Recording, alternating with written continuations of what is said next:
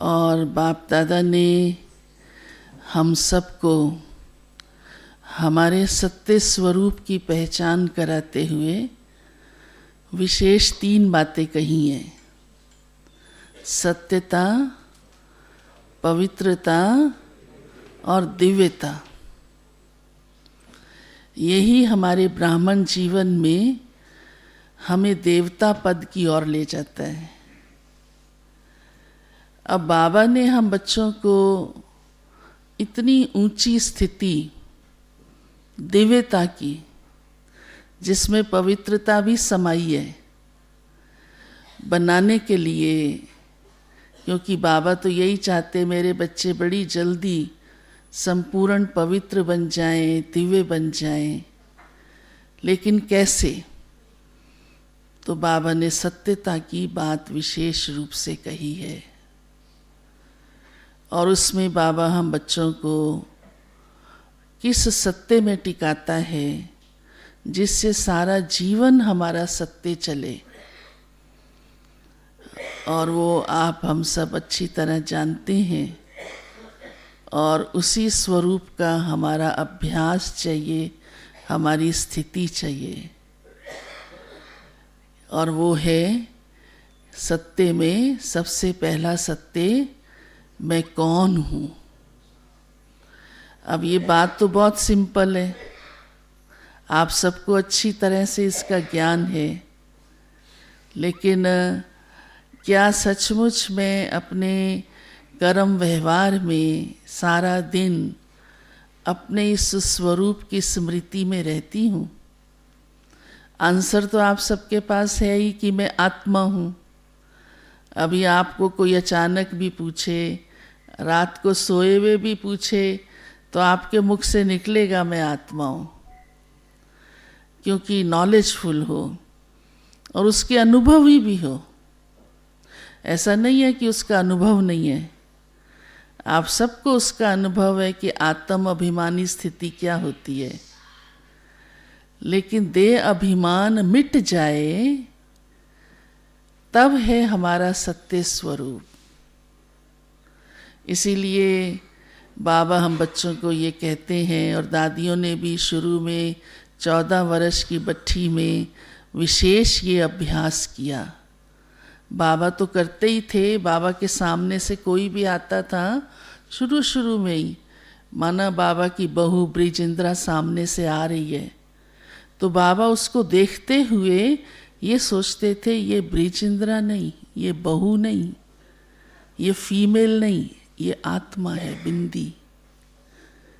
एक एक संबंध के साथ बाबा ने, बाबा की युगल सामने से आ रही है, तो ये जसोदा है, तो बाबा अपने आप को समझाता था अंदर ही अंदर, ये आत्मा है, ये आत्मा है।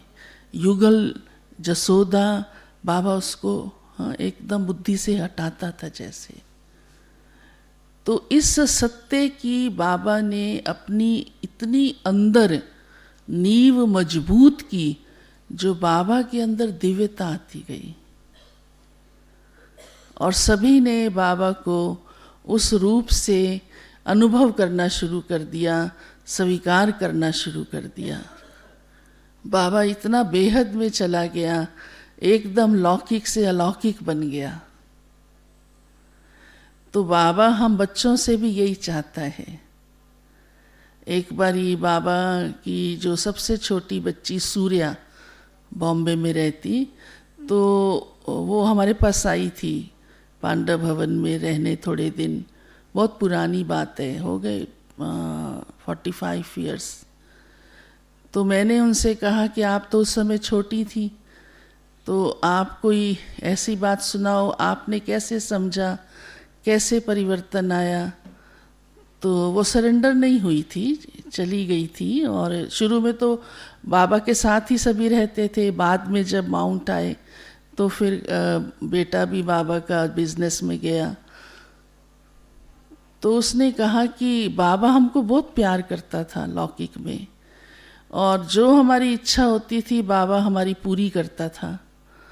हमारे बोलने की भी देर नहीं होती थी, इतनी प्यार की पालना बाबा से हमें मिली। लेकिन जब बाबा में शिव बाबा आ गया का हमें समझ में नहीं आता था।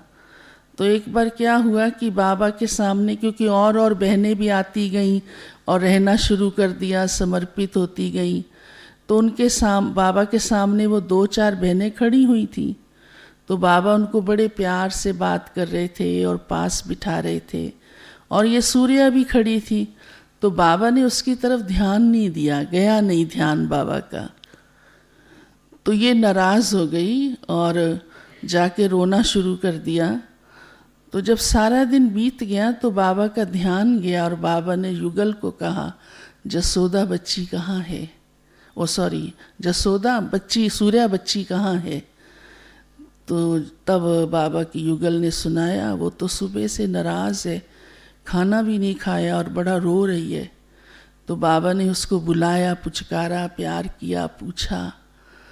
तो कहा कि मैंने बाबा को कहा, जो और घर से आई हुई हैं पराई, उनको तो आप प्यार कर रहे हो, साथ बिठा रहे हो, और मेरे को आपने प्यार ही नहीं किया, क्योंकि कभी ऐसा होता ही नहीं था कि हम बाबा के सामने जाएं और बाबा पुचकारे नहीं, हाँ, लाड नहीं करे, प्यार नहीं करे। तो कहा, मेरे को फिर तब समझ में आया धीरे धीरे कि बाबा सिर्फ अभी मेरा पिता नहीं, इन सब का पिता बन गया है, बेहद का पिता बन गया है। का हमें धीरे धीरे समझ में आया कैसे बाबा लौकिक से अलौकिक हो गया। तो वो इसी आधार से, क्योंकि बाबा ने अपने आप को उस सत्यता में टिका लिया, जो इतना बाबा का एकदम स्वरूप सभी के प्रति बेहद का बन गया, तभी तो वो प्रजापिता कहलाया ना। ऐसे ही नहीं शिव बाबा ने उसको प्रजापिता रखा। तो उसके द्वारा कैसे बाबा ने रचना रची शिव बाबा ने और इतना कार्य आगे बढ़ाया। तो जो फाउंडेशन थी, जो शिव बाबा ने आकर के सबसे पहले सत्यता की बात बतलाई कि बच्चे तुम आत्मा हो, तो उससे देह अभिमान मिटा। और यही बड़ा ज़रूरी है, क्योंकि 63 जन्मों का हमारा देह अभिमान का बड़ा कड़ा संस्कार है। और देखते भी हो, आप खुद से भी अनुभव करते हो, 1 सेकंड लगता है देह अभिमान आने में, 1 सेकंड भी बड़ा है। सचमुच कई बार महसूस होता है कि बस इतनी सी बात और इतना देह अभिमान आ गया, तुरंत अपनी कोई भी बात का, कोई भी विशेषता का, कुछ भी प्राप्ति का, कोई भी, क्योंकि पुराना हमारा पक्का हुआ 63 जन्मों का, और वो हमें चेंज करना है। इतनी जल्दी इमर्ज हो जाता है देह अभिमान, है ना अनुभव सभी को? हाँ, दूसरे को होता है तो भी पता पड़ता है, और अपने को होता है तो भी पता पड़ना चाहिए, नहीं तो परिवर्तन कैसे करेंगे। तो ये देह अभिमान मिटाना बड़ा ज़रूरी है। अगर देह अभिमान नहीं मिटता है तो हमारे जीवन से पवित्रता की झलक नहीं आती है, क्योंकि वो किसी न किसी रूप में फिर चाहे मोह के रूप से प्रकट होगा। कई बार माताएं सुनाती हैं, ऐसे तो मेरे में मोह नहीं है, लेकिन सूक्ष्म में कहीं ना कहीं ऐसा होता है जो किसी भी कोई मौके पे पता चल जाता है कि मेरे अंदर कितना मोह है। ऐसे कई दृष्टांत हैं, ब्राह्मण बच्चों के ही प्रैक्टिकल अनुभव है कि मोह ने कितना परेशान किया।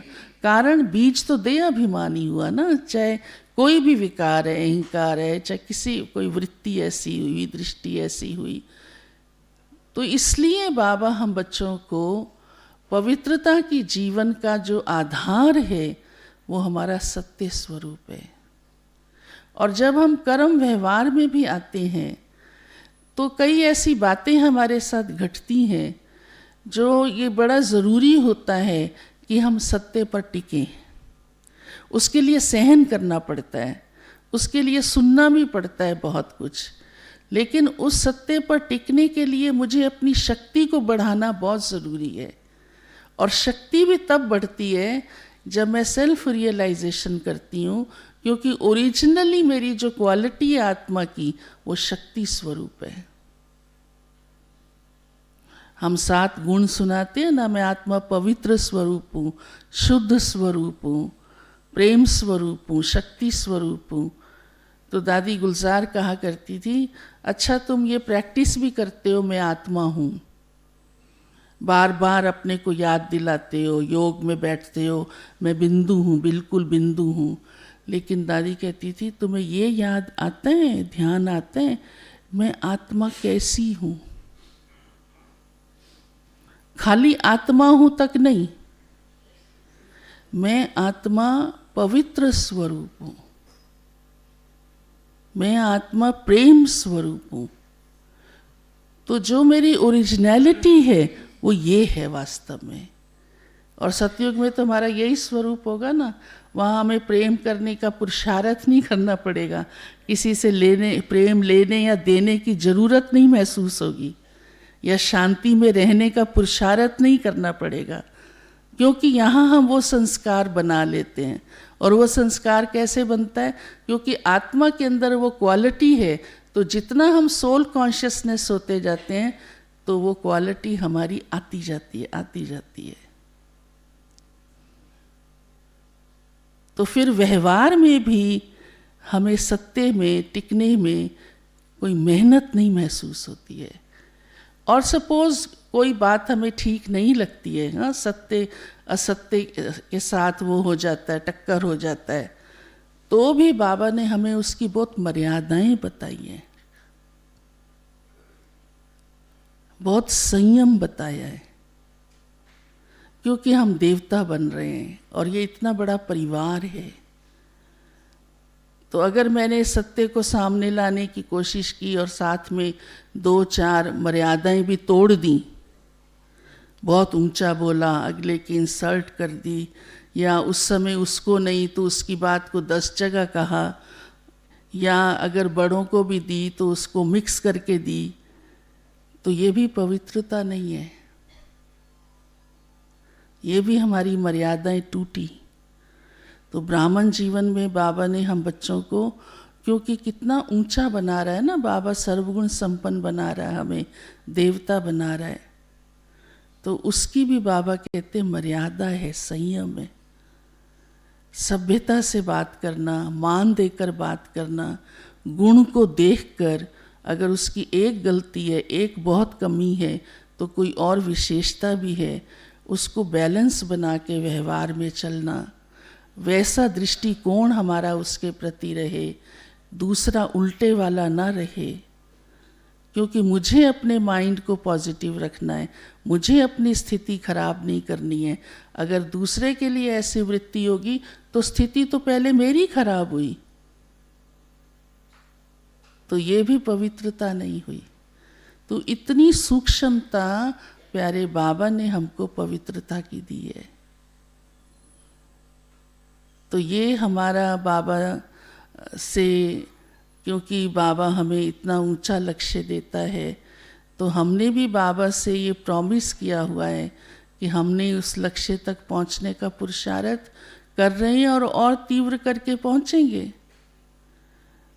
और ये इतना सहज भी है क्योंकि ये बहुत सूक्ष्म है, अंदर ही अंदर अपने आप को उस स्वरूप में महसूस करते रहना है, बीच बीच में ध्यान देते रहना है कि ये जो मैं कर्म कर रही हूँ ये मेरी आत्मा, हाँ, देख रही हूँ तो आत्मा देख रही हूँ, सुन रही हूँ तो आत्मा सुन रही हूँ। जबकि ये पहला ही लेसन है, और बाबा इसलिए इस पहले ही लेसन को हमें कितना याद कराता है, रोज़ मुरलियों में याद कराता है। मैं तो समझती हूँ कोई मुरली नहीं है जिसमें बाबा ने ये ना कहा हो तुम आत्मा हो और आत्मा समझ मुझ बाप को याद करो। तो देह अभिमान मिट जाए, ये ही सूक्ष्म मेहनत वाला पुरुषार्थ है, खिसक जाता है। और देह अभिमानी जड़ है सारी बातों की, ये तो मालूम ही है। तो वो मिटेगा ही तब जब मैं अपने सत्य स्वरूप में टिक कर रहूं, उसी अभ्यास में रहूं, जो मेरी ओरिजिनलिटी है उन विशेषताओं के स्वरूप में कर्म करूं। जब मैं आत्मा हूँ ही शांत स्वरूप, तो फिर मेरा वही स्वरूप कर्म में, व्यवहार में, बोल में आए। ये ध्यान रखें, ये है सत्यता। ओम शांति।